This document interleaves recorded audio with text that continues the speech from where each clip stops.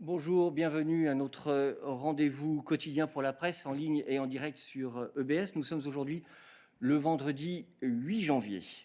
J'en profite d'ailleurs pour souhaiter en direct un bon anniversaire à Dana Spinant qui, je suis sûr, nous écoute.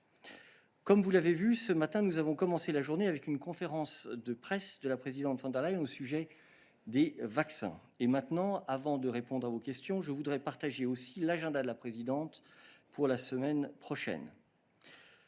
Next Monday afternoon, the President will participate via video conference in the One Planet Summit organized in Paris.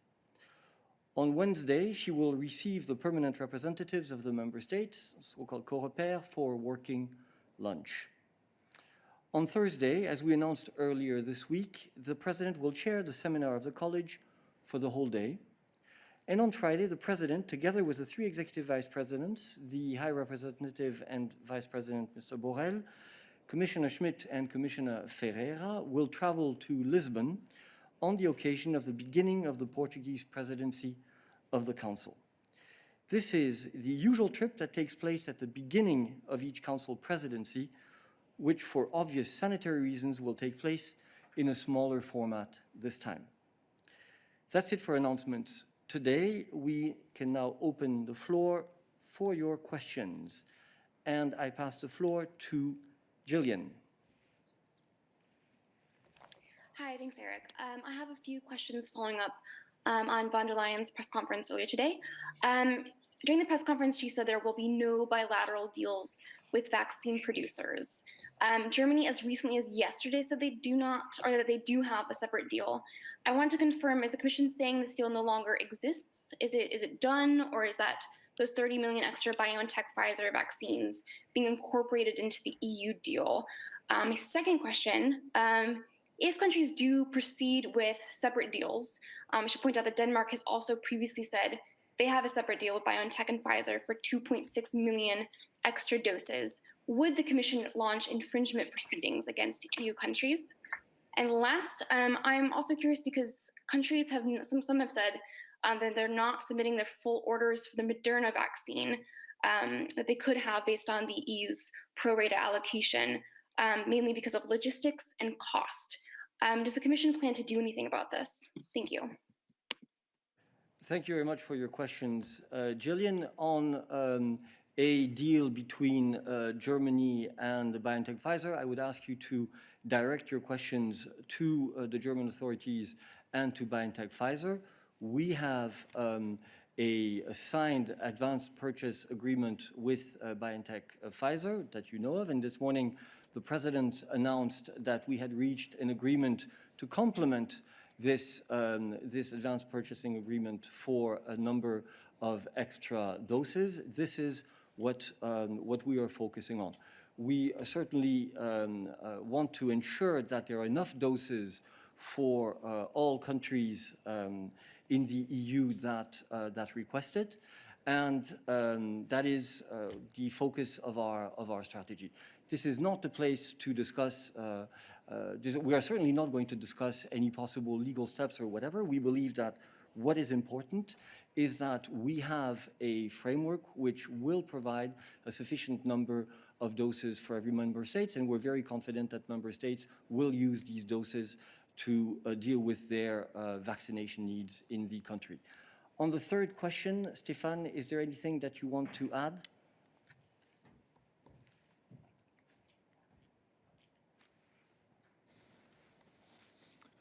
Good afternoon, Gillian.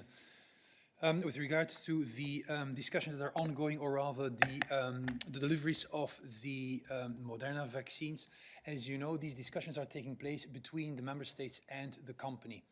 The orders are placed by the member states with these companies, which makes also a lot of sense because these orders are directly linked to the vaccination campaigns that are being rolled out by the member states.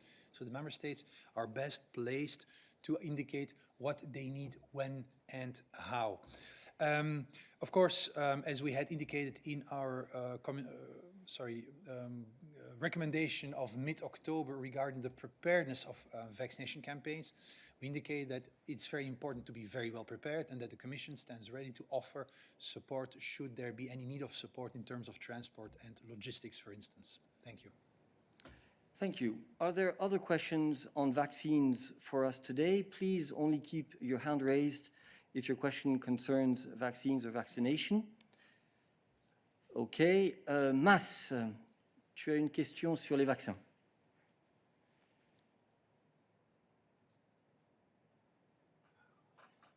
Allô? Oui, bonjour Allô? Mas. Oui, bonjour Mas. Oui, bonjour Eric, bonjour tout le monde et mes meilleurs voeux de bonnes et heureuses années. Merci. Et comme on dit chez nous, Bebenati, un bon Sénégalais. Voilà, j'ai suivi la conférence de presse de Madame van der Leyen et je n'ai malheureusement pas pu intervenir pour des raisons techniques, mais j'ai guetté un moment précis où il serait question de coopération internationale, de solidarité européenne en vain. Alors, j'ai comme l'impression qu'il se passe avec les vaccins comme cela s'est passé avec les masques. Alors, on essaie d'abord de régler les problèmes au niveau interne.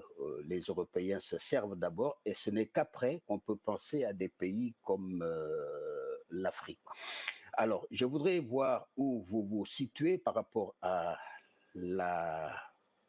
l'accès des vaccins aux pays africains.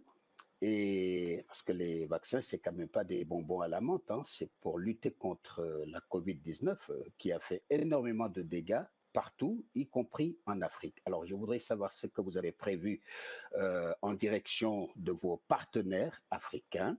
Et l'autre question, c'est de savoir si vous êtes au courant de cette initiative COVAX qui a été lancée par l'OMS pour permettre à des pays pauvres, à des pays africains, d'avoir accès aux vaccins.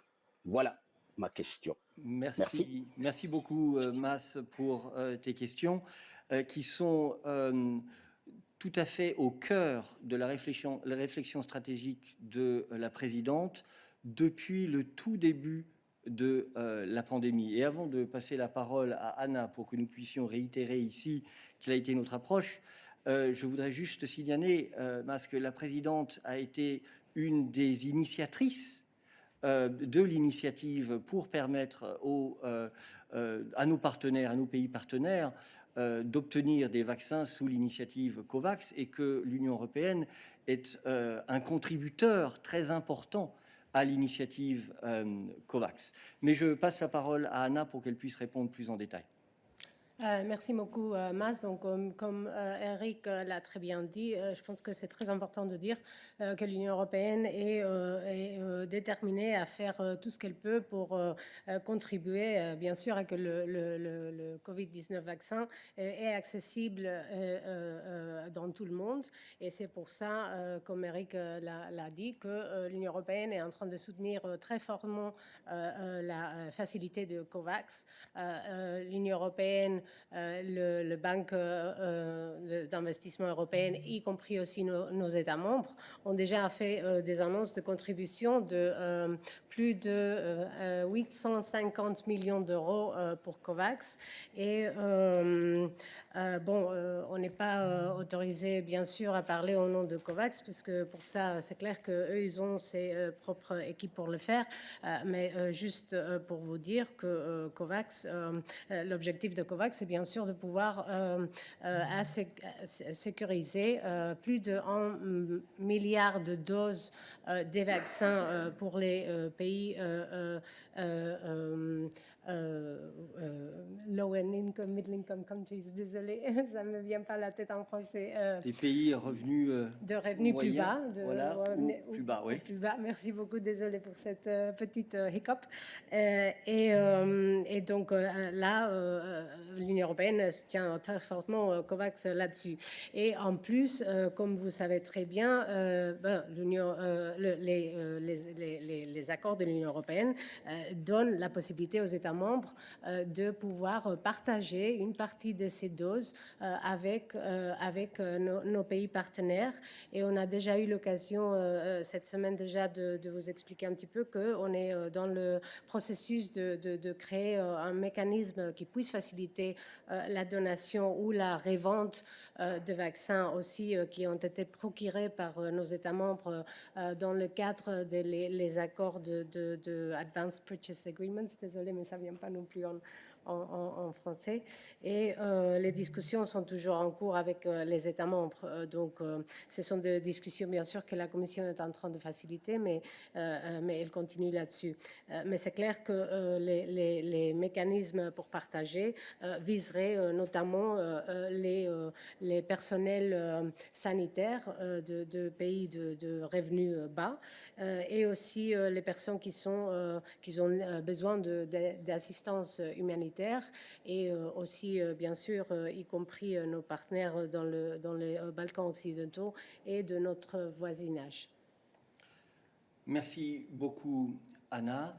Donc, pour résumer, effectivement, nous avons toujours insisté sur le fait qu'une stratégie de vaccination ne pouvait, au bout du compte, n'avoir de succès que si elle s'étendait à l'ensemble des pays, parce que nous ne pourrons tous être sûrs d'avoir vaincu le vaccin, ou chacun être sûr d'avoir vaincu le vaccin, que lorsque nous aurons tous vaincu le vaccin ensemble. Donc nous allons continuer nos efforts dans cette direction. Nous continuons sur les vaccins et je passe la parole à David. Oui, merci Eric. David Carretta, Radio Radicale, et merci pour avoir amené la présidente en salle de presse pour répondre à nos questions. Je voulais savoir, vu l'annonce d'aujourd'hui,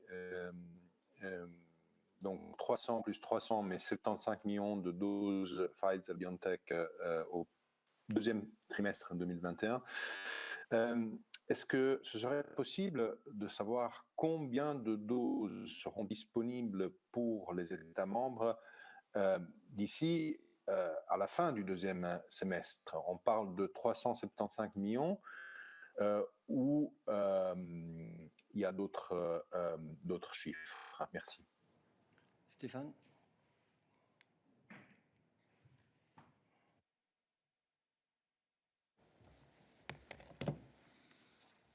Salut David, merci. En ce qui concerne la livraison de ces doses qu'on a indiqué avant, en ce qui concerne les premiers 200 millions de BioNTech Pfizer devraient être tous livrés à la fin au mois de septembre 2000. D'ici, pardon, excuse-moi, c'est ce que je veux dire. D'ici, en effet, d'ici septembre 2021. Donc, comme tu sais, les livraisons ont lieu maintenant et donc d'ici septembre, ces 200 millions seront livrés. Puis, il y a les 100 millions additionnels sur lesquels on s'est mis d'accord de lever une option aussi des doses de BioNTech Pfizer. Ceux-là seront livrés la deuxième partie de l'année. On a maintenant, aujourd'hui, eu la très bonne nouvelle des 300 doses additionnelles dont les... 300 millions, ouf, là là, je suis juriste, hein, je ne calcule pas très bien. Donc, les 300 millions de doses dont les premières livraisons vont commencer le deuxième trimestre de cette année-ci. Et puis, il y a encore les doses de Moderna pour lesquelles les livraisons commenceront la semaine prochaine et auront lieu le premier, deuxième, troisième et quatrième trimestre de 2021. Voilà. Et il ne faut pas oublier que les livraisons pays par pays sont déterminées en fait par le pays concerné et l'entreprise en fonction des stratégies de vaccination du pays. Je passe maintenant la parole à Caroline. Thank you for passing me the floor. I want to come back to the question of the German 30 million. The German government has said that they had this, a memorandum of understanding from the beginning of September. So wouldn't that clearly violate this Article 7 in the joint agreement? And another question on the additional 300 million. Could you give us a slight overview about member states' response to that? Because as far as we know, even with the last option of 100 million, not all member states were interested in purchasing more. Thank you. Thank you. Caroline, I think we've said everything that we could say on the issue of the German Memorandum of Understanding. Our focus is on ensuring that through the European process, we can secure enough doses for all the member states, and we will leave it at that. On the reaction of member states, well, we are, of course, in contact with member states to discuss with them this proposal that we have from BioNTech Pfizer, and it will, of course, be up to member states then to decide whether they want to ultimately purchase specific quantities of the vaccine, but we're very confident that, of course, there will be significant interest from member states for these supplementary doses. I now pass the floor to Martin. Yes, and thank you very much. On the contracts with these vaccine companies, did anything hinder the European Union in making contracts on even higher numbers of doses early on, like last autumn? Could have been limits on budget or other things. Or did the negotiating team actually get the number of doses in each contract that it actually wanted? And the second question is, would ordering more doses early on in the autumn, for instance, would that have led to faster delivery of doses to European countries now? Thank you. Martin, I'm sorry, but these are things we have discussed, I don't know, for over an hour on a Tuesday, if I remember. There has been no development since then, so I would invite you to go to the transcript that you can find on our website of the press conference, of the midday briefing of Tuesday, where we explained, was it Monday? Monday and Wednesday. Monday and Wednesday, where we explained all of this in detail. I'm sorry, but we are not every day going to come back exactly to what went on during the negotiations. We explained all of the variables that intervened in the negotiation process, which explained the result to which we came. You will find all of the information there. Tamar, you have the floor. Thank you for this opportunity. I'm from Georgian TV company Formula, and I want to ask you about vaccine for Georgia as a part of Eastern Partnership country. We know that 13 EU members wrote a letter to Commission to develop similar support and to support mechanism that already launched to the Western Balkans in the context of the upcoming EAP summit. So is there some discussions regarding to this issue, and can you tell us more details, and can Georgia hopes and expect some help for regarding to vaccine? Thank you. Tamar, thank you very much, but it's exactly the same thing as with the previous question. We had exactly the same question on Wednesday, if I remember well, and Anna provided a full answer to that question. So we are not going to come back to this now again today. Griselda.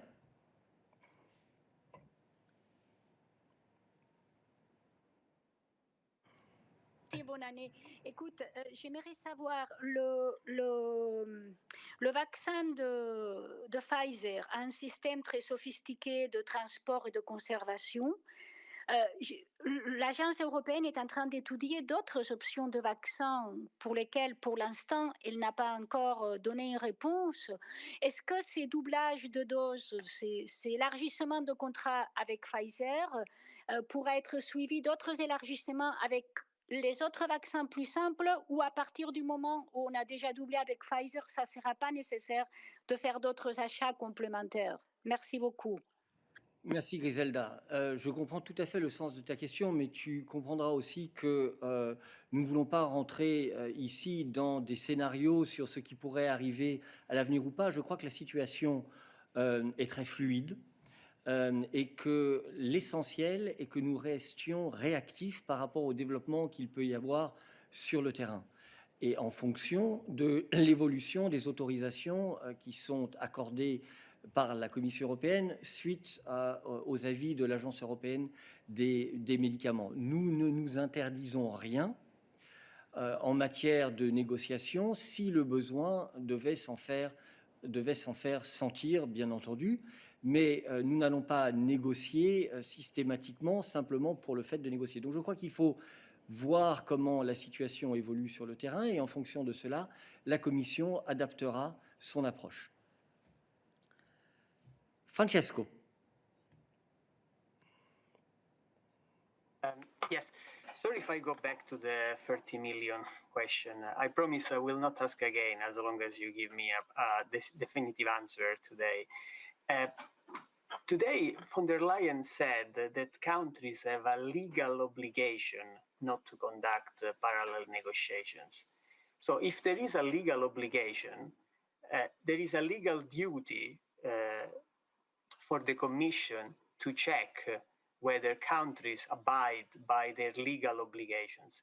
Now, what we have learned is that not only Germany has a memorandum of understanding since September with BioNTech, but has another one also with CureVac since August. This is something that the German government is saying openly and is in addition to any dose that the EU may have ordered under the EU scheme. So can you please clarify whether you will seek with the German clarification from the German government whether these memorandums of understanding are legal under the legal commitments that Germany and other EU countries made? Thank you. Thank you, Francesco. I have nothing to add to what I've said before. Our focus has been on negotiating with BioNTech Pfizer a certain number of supplementary doses in order to help us cover even more the needs of European countries. And I have nothing to add to that. Marco. Thank you very much. I'm sorry, but there's a follow-up question. The question, Eric, is very simple. Have you asked clarification to the German government following they announced that seems in contrast with the rules that President von der Leyen remarked today? Thank you. What I find somewhat surprising is that in a context of a health crisis, we are focusing, the European Commission, on delivering the doses of vaccines which are necessary for the European population, but that the questioning is about whether at a very initial stage of the negotiation procedures, T's were crossed and I's were dotted.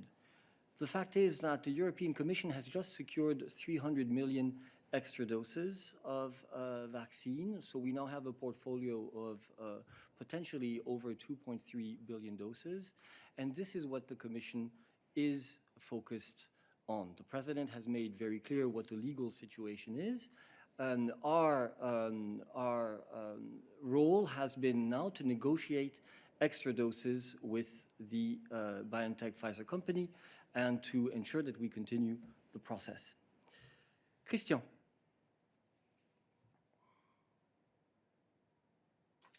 Oui, bonjour. En fait, moi, ce qui m'intéresse, c'est une autre partie de l'intervention de Madame von der Leyen, parce qu'on annonce des achats de doses, on a des millions, des milliards de doses, mais les vaccinations, ça marche pas. Et elle a dit deux choses qui étaient intéressantes. Elle a dit la première, c'est que les vaccinations vont très lentement. La deuxième, elle a dit qu'effectivement, nous sommes confrontés à une extension de la contamination qui est encore très, très importante. Et donc, elle a dit, on va avoir un printemps difficile. Tout le monde annonce un automne qui risque aussi d'être difficile. Je voudrais savoir, le 21, vous avez un sommet suivi du Covid, le 21 janvier, ça vient d'être annoncé par l'autre côté de la rue. Vous, en tant que commission, qu'est-ce que vous allez défendre? Parce que vous avez des possibilités, il y a des choses qu'on vous demande, mais que vous ne pouvez pas faire. Vous négociez des contrats, mais c'est les États membres. Si les États membres ne vaccinent pas, n'arrivent pas à vacciner, qui n'arrivent pas à convaincre les gens d'être vaccinés, est-ce que tout ça n'est pas vain? Est-ce que tout ça fait qu'on va continuer à se parler pendant des mois et des mois et des mois en visioconférence parce qu'on sera incapable d'avoir à nouveau des réunions normales parce qu'effectivement, cette contamination n'en finit pas et le retour des vacances est en train de mettre à plat un certain nombre de pays, l'Allemagne en particulier, l'Italie, l'Espagne. Donc voilà, qu'est-ce que vous allez faire le 21 ? Qu'est-ce que vous allez défendre ? Comment est-ce qu'on peut sortir de cette espèce de marasme qui nous empare et qui n'a rien à voir avec les 2,3 milliards ? Si on n'arrive pas à les injecter, on s'en fout des 2,3 milliards. Excuse-moi, mais moi c'est ça qui me préoccupe. Quand est-ce qu'on va sortir de cette situation merdique ? La première chose, Christian, si je peux me permettre, et je comprends tout à fait que nous soyons tous confrontés à une situation difficile, mais essayons, dans un programme qui est diffusé en live, de modérer notre vocabulaire et nos propos. Mais sur le fond de ta question, c'est vrai que la situation est difficile. Et c'est vrai qu'il n'y a pas de réponse toute faite. Et c'est bien là le challenge auquel fait face et l'Union européenne, ses institutions, et font face les États membres, et font face aussi les chercheurs et les industriels. Mais lorsqu'on est dans l'adversité, comme c'est le cas à l'heure actuelle pour l'Europe, il est hors de question de baisser les bras. Il est hors de question de baisser les bras. Et la Commission s'attache à prendre les mesures qui sont de son ressort, et d'ailleurs de prendre des mesures tout à fait innovantes par rapport à ce qu'elle avait fait dans le passé, car le programme d'achat de vaccins que nous avons mis en œuvre est complètement novateur par rapport à ce qui a été fait dans le passé, afin progressivement d'enrayer la pandémie et, avec les États membres, de la vaincre. Tu fais référence à des difficultés dans certains États membres en ce qui concerne la vaccination. Il y a aussi des succès dans la vaccination. Nous sommes au début d'un processus. Il faut bien entendu que les États membres soient eux aussi flexibles et réactifs et apprennent les uns des autres sur ce qui marche et ce qui ne marche pas. Nous avons expliqué ici, il y a quelques jours, que nous étions en soutien aux États membres pour les aider à tirer les leçons de ce qui marche et de ce qui ne marche pas. Et le 21, je suppose que justement, ce sera une occasion pour les États membres de faire le point sur les bonnes pratiques et de voir comment mieux avancer, chacun chez soi, mais aussi tous ensemble. Je ne peux pas te dire maintenant ce que la présidente va dire lors d'une réunion qui vient d'être annoncée et qui se tiendra le 21. Mais ce qui est certain, c'est que la Commission fera le point sur les avancées que nous avons pu faire depuis le début, et elles sont très importantes, et sur ce qu'elle considère être les éléments essentiels à mettre en œuvre ensemble si nous voulons continuer dans la maîtrise de cette pandémie. En sachant, comme elle l'a dit elle-même, que c'est une route, un chemin semé d'embûches, et qu'il fallait que nous soyons tous en mesure de contourner ces embûches afin d'arriver à bon port. Effectivement, situation difficile, effort maximum, mais encore une fois, je le répète, personne ne baissera les bras. Virginie. Désolée, je vais revenir sur cette histoire de 30 millions de vaccins allemands, puisque vous nous avez répété au début de la semaine à plusieurs reprises que cette commande ou désir de commande de 30 millions était intégré dans la levée de l'option de 100 millions. Donc, ce que vous disiez à l'époque, c'est qu'il n'y avait pas de commande de l'Allemagne de son côté, toute seule, pour ces 30 millions. Donc, je voudrais savoir si vous dites toujours ça, ou si finalement l'histoire, c'est qu'au début, c'était une commande toute seule et ça a été réintégré dans les commandes européennes. Parce que je suis désolée, c'est pas clair. Merci Virginie. Je pense que j'ai été très clair à la fin de l'intervention mercredi. J'ai dit que je n'étais pas en mesure à ce moment-là de dire s'il y avait ou non un accord. Ce que j'ai dit, c'est que notre compréhension, c'était que la discussion sur les besoins qu'il pouvait y avoir en Europe et en Allemagne sur des doses supplémentaires, nous, Commission européenne, nous étions en train de nous en occuper dans le cadre des discussions que nous avions avec BioNTech, Pfizer.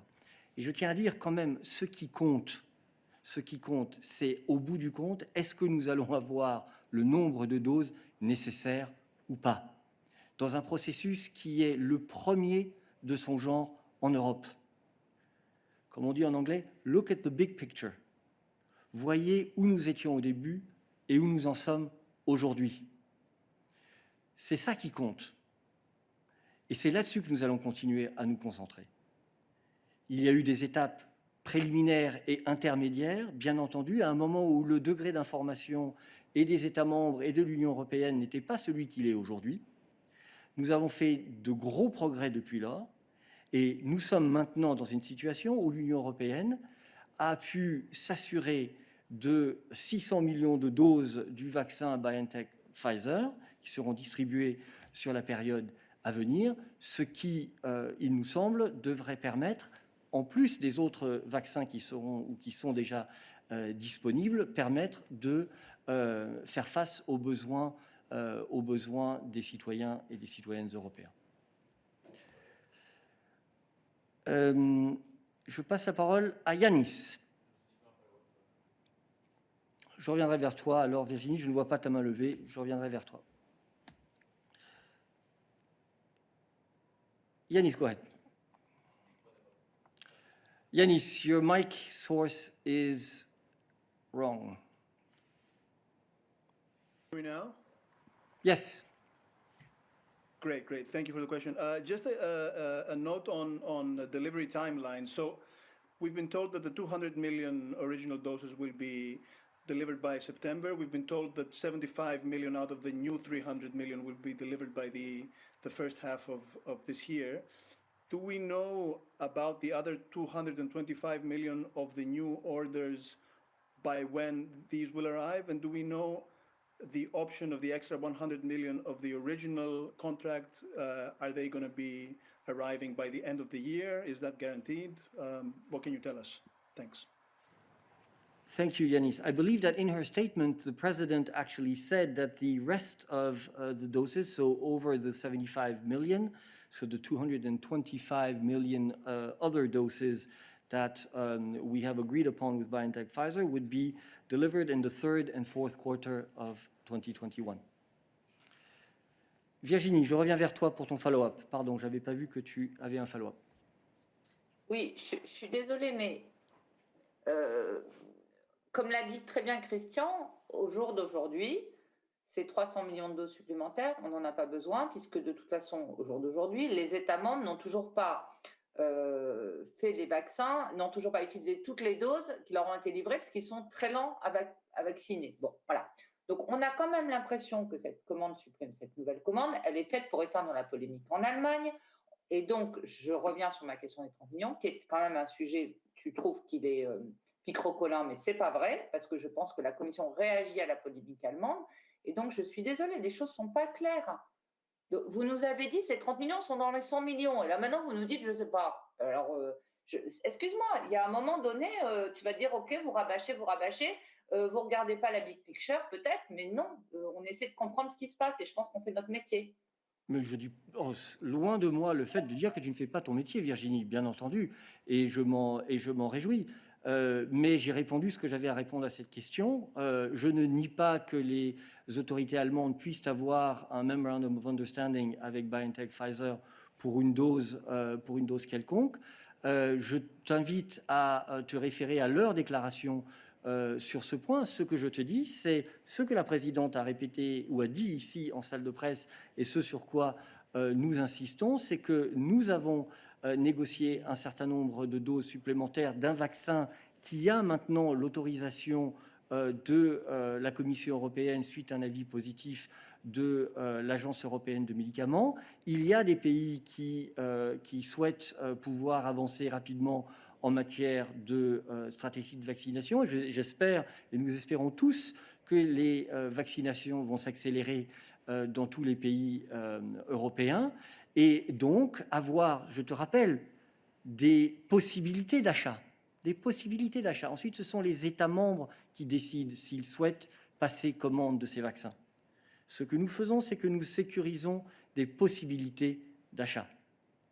Les États membres, ensuite, commandent en fonction de leurs besoins. Voilà. C'est ça ce que nous avons fait, et c'est dans ce contexte-là que s'inscrit notre démarche. David.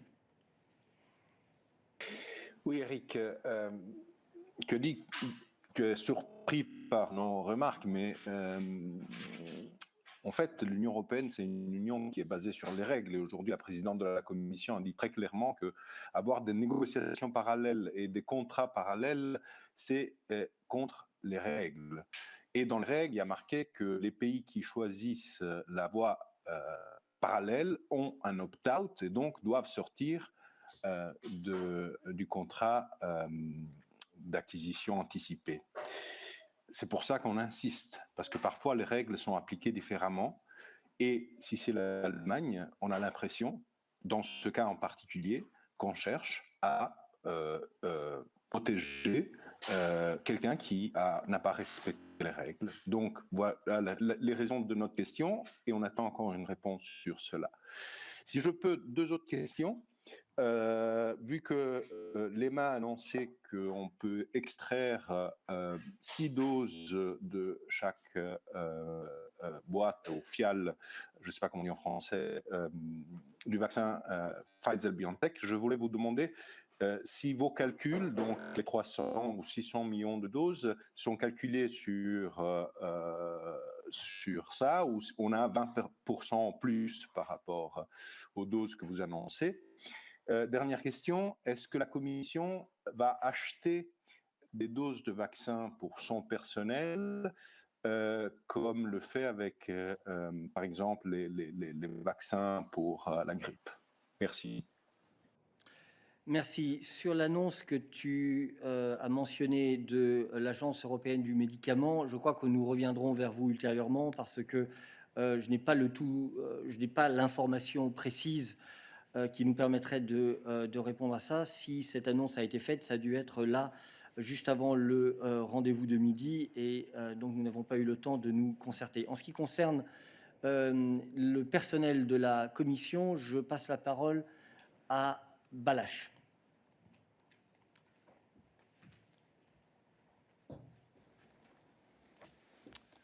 Alors, bonjour. Donc, juste, je n'ai que quelques petits renseignements à cet égard. Évidemment, la question que vous posez, c'est une question pertinente et très importante. Et ce qui est aussi très important, c'est la santé de notre personnel pour nous. Donc, évidemment, on est en train de se pencher sur une stratégie éventuelle qui nous permettra à un certain moment, vacciner notre personnel. Mais en ce moment, je n'ai pas de détails. Donc, on est vraiment dans un processus de réflexion, et on peut s'attendre à ce que dans les semaines prochaines, je puisse vous donner plus d'informations, mais pour l'instant, c'est tout ce que je peux vous dire. Merci. Marco. Oui, merci Eric. Je ne reviens pas sur la question de 30 millions parce que j'ai compris que tu ne veux pas nous répondre. Ma question, c'est sur les dates de livraison des vaccins Pfizer. Parce que, comme vous avez dit l'autre jour, et vous l'avez remarqué aussi aujourd'hui, les premiers 200 millions de doses seront livrés de premier ordre, seront livrés avant le mois de septembre, et les 100 millions qui ont été optionnés seront livrés après. Ce matin, la présidente de la Commission a dit que le nouveau ordre de 300 millions de doses, une partie, 75-75 millions de doses, seront disponibles au premier semestre 2021. Donc, c'est ça que je ne comprends pas bien. Pourquoi le premier ordre, les 300 millions, on devra attendre jusqu'à le mois d'octobre, novembre pour l'avoir, mais le nouveau ordre sera déjà disponible avant le mois de juin. Vous pouvez clarifier ça? Merci. Tu sais, des négociations, des discussions entre la Commission et BioNTech Pfizer ont lieu à des moments différents. Les capacités de production qui étaient celles de BioNTech Pfizer n'étaient pas nécessairement celles qui ont lieu maintenant, mais un accord qui est signé est un accord qui est signé, et donc on n'y touche plus. quand on négocie un nouvel accord et qu'il peut se baser sur de nouveaux faits, alors, bien entendu, on essaye d'en tenir compte. Et je pense que c'est ça qui explique la différence. Mais Marco, je ne pourrais pas aller en plus de détails que cela. Je t'invite à adresser éventuellement tes questions au management de BioNTech Pfizer sur leur capacité de production. Tu as un follow-up quand même? Oui, c'est juste pour savoir. Donc, une partie des doses de ce nouveau ordre sera disponible avant, comme l'a dit la présidente de la commission, les doses du premier ordre. C'est ça, le premier contrat? Enfin, c'est ce que disent les accords. Enfin, un accord prévoit un certain calendrier, l'autre accord prévoit un autre calendrier. À toi de comparer, effectivement, de voir que certaines des doses de ce second accord sur lequel nous sommes mis d'accord avec BioNTech Pfizer prévoient des livraisons avant les dernières livraisons du premier accord. Ça ne me semble pas en soi quelque chose d'exceptionnel. Giovanni.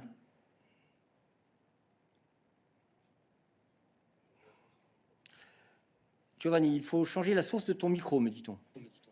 Ah. Tu m'entends? Oui, voilà. Voilà. Eric, je m'excuse, je ne vais pas t'agacer, mais sur la question de doses allemandes, ici, je vois un problème très clair.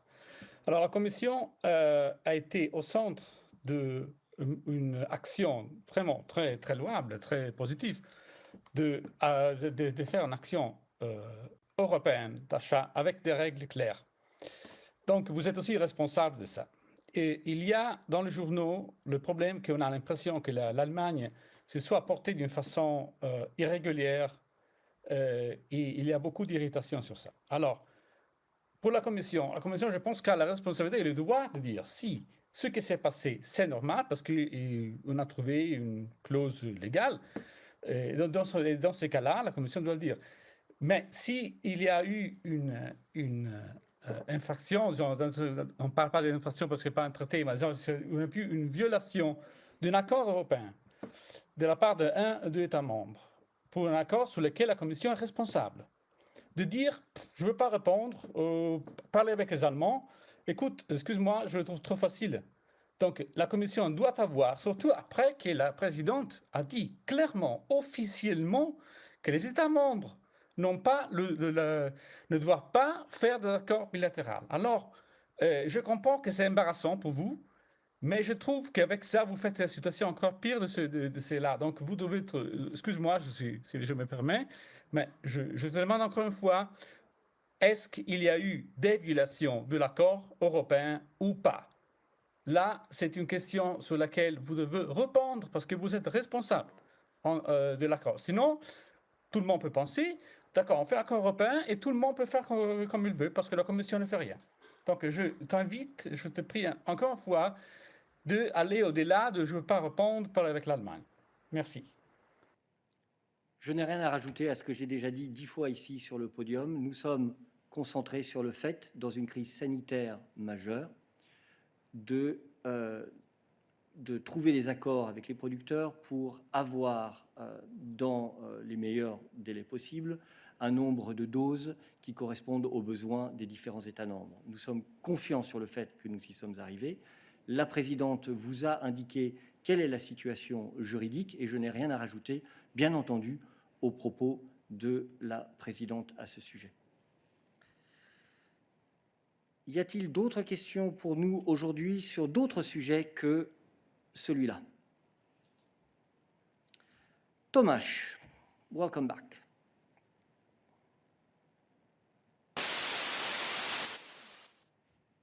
Wrong mic source.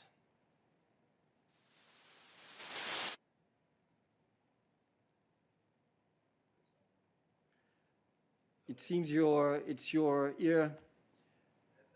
headset which is creating issues. I don't know why. It seemed to be working this morning. Okay, whilst you try to sort it out, are there other questions for us today?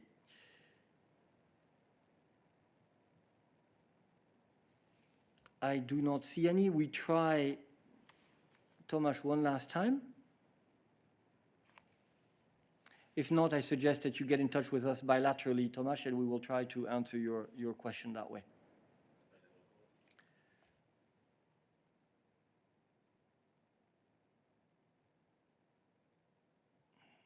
Go ahead. Should be working now.